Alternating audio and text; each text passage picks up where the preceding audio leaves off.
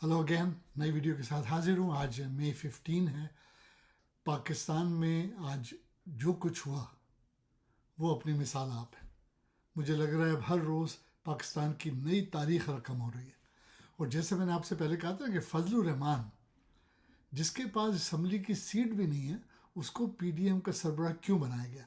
तो आज आप सब ने देखा कि उसके वो जो खाकी वर्दी पहन के उसकी जो मलेशिया है वो सुप्रीम कोर्ट के दरवाजे पे चढ़ गई। और तो और मरियम, वो हरी झंडियाँ लेके मरियम के तरफदार कह रहे हैं सुप्रीम कोर्ट के चीफ जस्टिस को चीफ जस्टिस कुत्ता। और हाय हाय, इमरान खान को तो खैर कुत्ता कहा ही, चीफ जस्टिस कुत्ता, वो भी सुप्रीम कोर्ट के बाहर। अब मेरी समझ में नहीं आता कि फर्स्ट ऑफ ऑल मैंने कभी नहीं सुना कि कोई हुकूमत में बैठ के एहतजाज करे। पीडीएम तो हुकूमत है ना, एहतजाज तो अपोजिशन करती है। एहतजाज का मतलब ये है कि आप प्रोटेस्ट कर रहे हैं किसी चीज़ के ख़िलाफ़। तो प्रोटेस्ट तो वो करता है जिस पे जुल्म होता है, और जुल्म उमूमन होता है अपोजिशन पे सारी दुनिया में, इंक्लूडिंग पाकिस्तान। यानी जुल्म तो हो रहा है पीटीआई पे, इमरान खान पे, जो पाकिस्तान की सबसे बड़ी जमात है और सपोजिंगली अपोजिशन है क्योंकि वो निकल गए हैं असम्बली से बाहर। तो एहतजाज हुकूमत वक्त तो कभी नहीं करती, लेकिन चलिए मुसक्का खेज़ बातें हो रही हैं, एहतजाज भी कर दिया उन्होंने। उसके बाद उन्होंने कहा जी हम धरना देंगे। अब फजलुर रहमान जो है, उसकी सबसे बड़ी बात यह है कि उसके पास स्ट्रीट पावर है। फजलुर रहमान हो गए, साद रिजवी हो गए, ये जो मजहबी जमातें ना, देखिए मज़हब के नाम पे आप जब चाहें जिसको चाहें बेवकूफ़ बना दें। आप उससे कह देंगे तुम काफिर हो गए हो, दहरी हो गए हो, जिहाद करो जन्नत मिलेगी। उनका माइंड ब्रेन उनका वॉश करके उनसे ये काम लिया जाता है।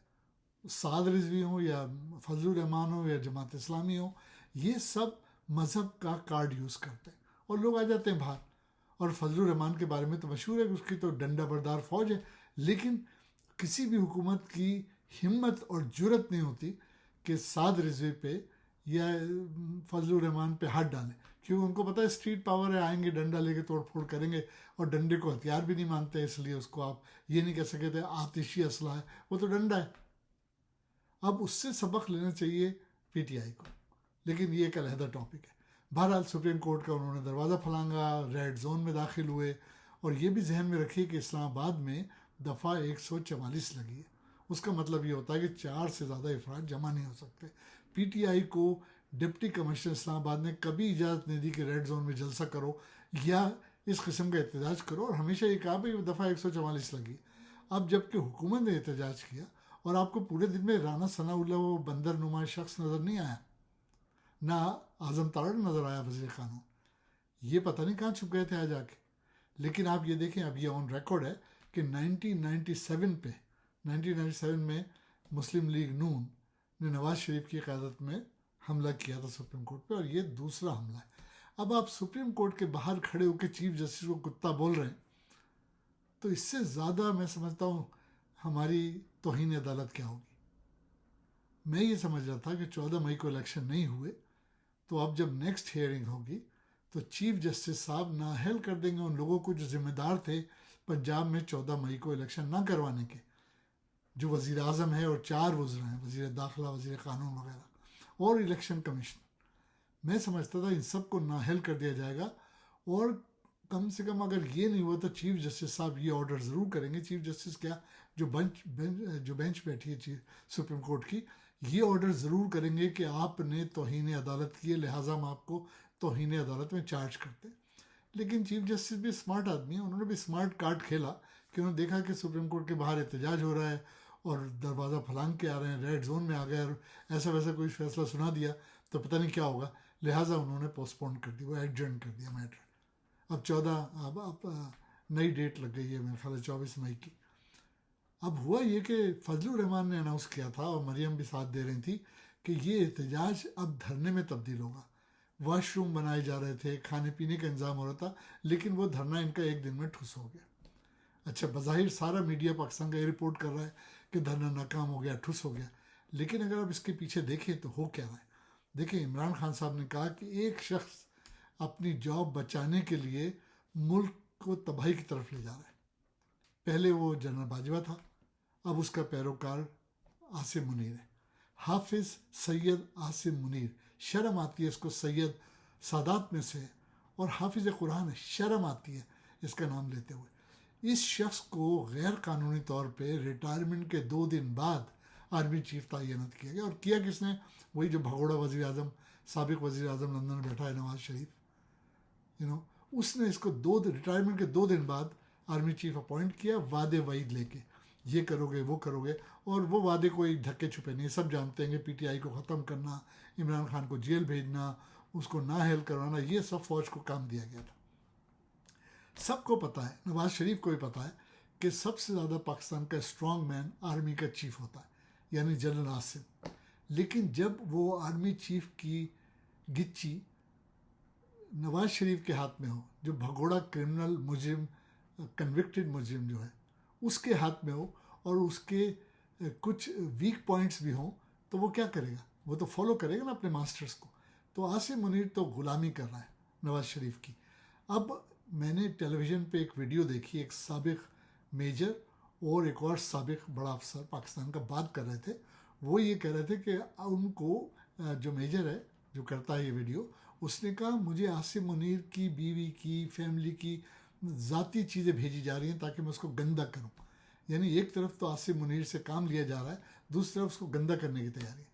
اب عاصم منیر جو ہے وہ آل آؤٹ ہے کہ کسی طریقے سے عمران خان کو پکڑ لیا جائے, نااہل کیا جائے, جیل میں ڈالا جائے. اب جو 9 مئی کا واقعہ ہوا, کور کمانڈر کا گھر جلایا گیا, یہ پاکستان میں پہلے کبھی نہیں ہوا. عمران خان صاحب تو بند تھے, وہ کیسے ہدایت دیتے کہ جاؤ کور کمانڈر کا گھر جلاؤ؟ اگر گھراؤ جلاؤ ہی کرنا ہوتا تو 25 مئی کے بعد کرتے, یا جب وہ گرفتار ہوئے تھے ان کے کارکن جب کرتے. آج عمران خان صاحب نے یہ کہا کہ اس میں شر پسند بندوقیں لے کر آ گئے تھے اس کو کور کمانڈر کے گھر میں انتشار پھیلانے, اور یاسمین راشد نے اور میری بہن نے ان کو روکا اور منع کیا کہ جناح ہاؤس کو نقصان نہیں پہنچاؤ اور قومی املاک کو, فوجیوں کو. تو یہ تو آن ریکارڈ ہے. اور دیکھیں آج کل تو ٹیکنالوجی, آپ فائنڈ آؤٹ کر سکتے ہیں کیا ہو رہا ہے کیا نہیں ہو رہا. لیکن مجھے حیرت یہ ہوتی ہے کہ یہ آرمی جو ہے ان میں بڑے بڑے بےغیرت ہیں. اور عمران خان صاحب نے بھی کہا کہ سب جانتے ہیں کہ مریم نے نعرے لگوائے تھے کہ یہ جو غنڈہ گردی ہے اس کے پیچھے ورتی ہے.